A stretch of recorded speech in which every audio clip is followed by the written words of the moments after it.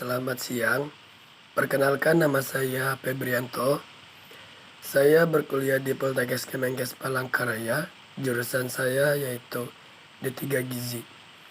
Di sini saya akan menjelaskan tentang apa itu hipertensi, menyebutkan penyebabnya, menyebutkan tanda dan gejala, serta upaya dan pencegahannya seperti apa, dan kenapa hipertensi harus dicegah. Mari kita masuk ke pengertian hipertensi. Hipertensi adalah sebagai peningkatan tekanan darah sistolik setidaknya 100 mmHg atau tekanan distolik setidaknya 90 mmHg. Hipertensi tidak hanya berisiko tinggi menderita penyakit jantung, tetapi juga menderita penyakit lain seperti penyakit saraf, ada ginjal, dan pembuluh darah.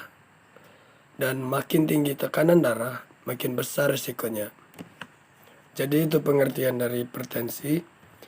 Setelah itu kita masuk ke penyebabnya, yaitu berdasarkan penyebabnya hipertensi dibagi menjadi dua, yaitu ada hipertensi primer dan hipertensi sekunder.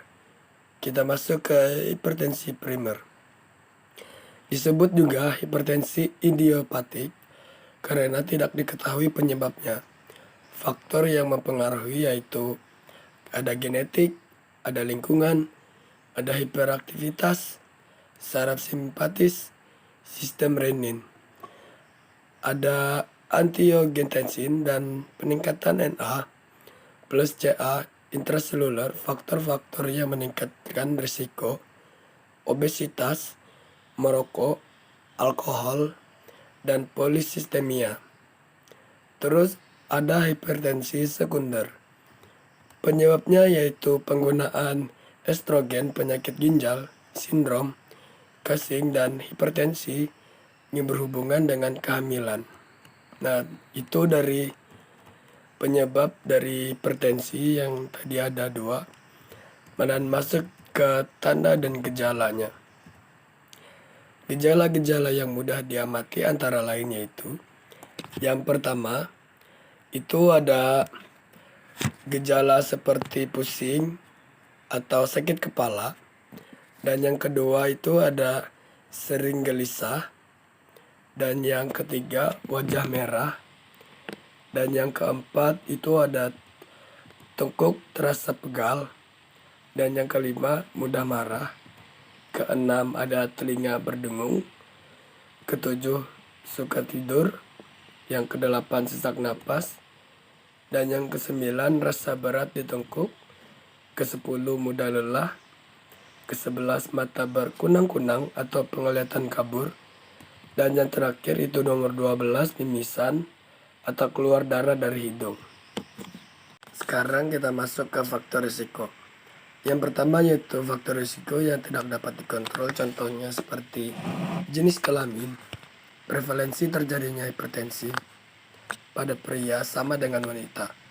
Namun wanita terlindungi dari penyakit kardiovaskular sebelum menopause.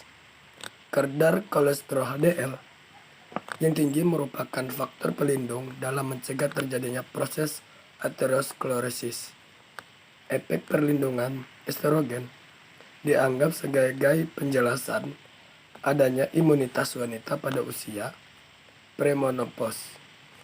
Dari hasil penelitian didapatkan, hasil dari lebih dari setengah penderita hipertensi berjenis kelamin perempuan, yaitu sekitar 56,5%. Hipertensi lebih banyak terjadi pada pria. Bila terjadi pada usia dewasa muda, tetapi lebih banyak menyerang wanita setelah umur 55 tahun. Sekitar 60% penderita hipertensi adalah wanita. Hal ini sering dikaitkan dengan perubahan hormon setelah menopause. Dan yang kedua yaitu umur. Semakin tinggi umur seseorang, semakin tinggi tekanan darahnya. Jadi, orang yang lebih tua cenderung mempunyai tekanan darah yang tinggi dari orang yang berusia lebih muda. Peningkatan kasus hipertensi akan berkembang pada umur 50 tahun dan 60 tahun. Dengan bertambahnya umur dan meningkatnya risiko hipertensi. Dan yang ketiga yaitu keturunan atau genetik. Adanya faktor genetik pada keluarga tertentu akan menyebabkan keluarga itu mempunyai risiko menderita seperti hipertensi. Hal ini berhubungan dengan peningkatan kadar sodium intraseluler dan rendahnya rasio antara potasium terhadap sodium. Individu dengan orang tua dengan hipertensi mempunyai risiko 2 kali lebih besar untuk menderita hipertensi daripada orang yang tidak mempunyai keluarga dengan riwayat hipertensi. Selain itu, didapatkan 70-80% kasus hipertensi esensial dengan riwayat hipertensi dalam keluarga. Nah, yang kedua yaitu ada faktor risiko yang dapat dikontrol, contohnya seperti obesitas pada usia pertengahan 50 tahun dan dewasa lanjut asupan kalori sehingga mengimbangi penurunan kebutuhan energi karena kurangnya aktivitas. Itu sebabnya berat badan meningkat. Obesitas dapat memperburuk kondisi lansia. Kelompok lansia karena dapat memicu timbulnya berbagai penyakit seperti artritis, jantung, dan pembuluh darah dan hipertensi. Selanjutnya yaitu kebiasaan merokok. Kebiasaan merokok itu menyebabkan peninggian tekanan darah. Perokok berat dapat dihubungkan dengan peningkatan insiden hipertensi, inalitna, dan risiko terjadinya stenosis arteri renal yang mengalami arteriosklerosis. Merokok menyebabkan hipertensi karena nikotin yang terkandung di dalam rokok memiliki cenderungan untuk menyempitkan pembuluh darah dari arteri yang dapat menyebabkan plek-plek menyempitkan pembuluh darah. Nikotin juga memiliki kemampuan untuk merangsang produksi hormon agar juga dikenal sebagai adrenalin yang menyebabkan pembuluh darah mengerut. Ya, habis itu ada mengkonsumsi garam berlebih. Kita diwajibkan untuk membatasi asupan natrium, yaitu garam, hanya 2/3 sendok teh atau setara 1500 mg natrium. Setelah itu ada stres. Hubungan antara stres dengan hipertensi diduga melalui aktivitas saraf simpatis. Peningkatan saraf dapat menaikkan tekanan darah secara intermiten tidak menentu.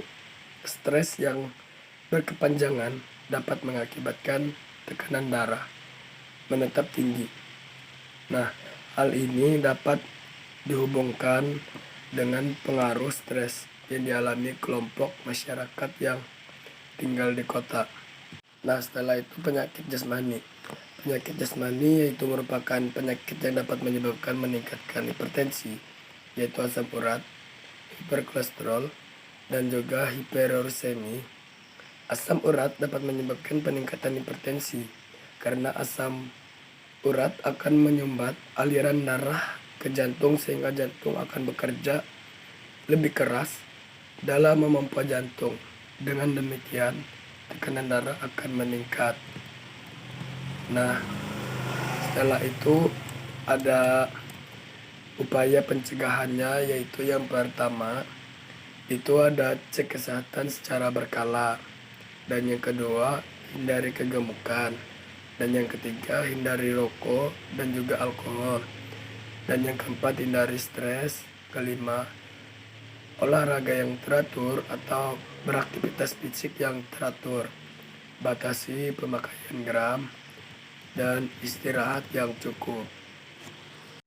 Nah, setelah itu kita masuk ke diet hipertensi.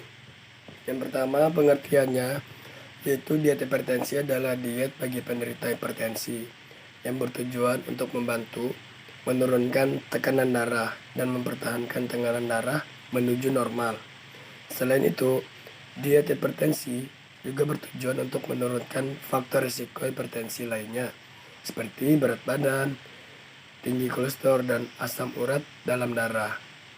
Nah, tujuan dari diet itu yaitu membantu menghilangkan nutrisi garam atau mengurangi air dalam jaringan tubuh dan menurunkan tekanan darah pada hipertensi.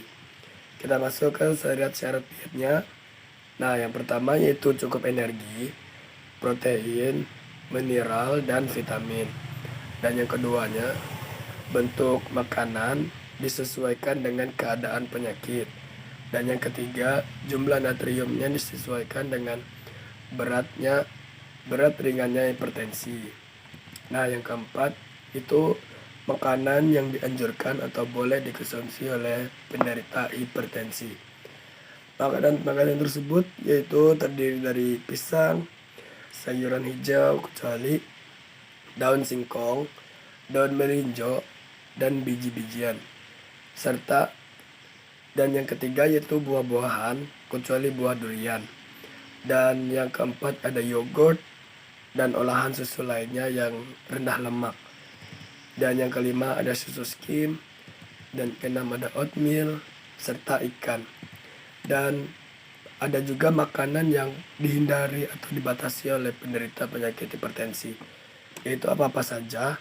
Nah, yaitu yang pertama makanan yang mengandung garam, seperti makanan cepat saji, makanan kemasan. Dan yang kedua yaitu makanan yang banyak mengandung gula.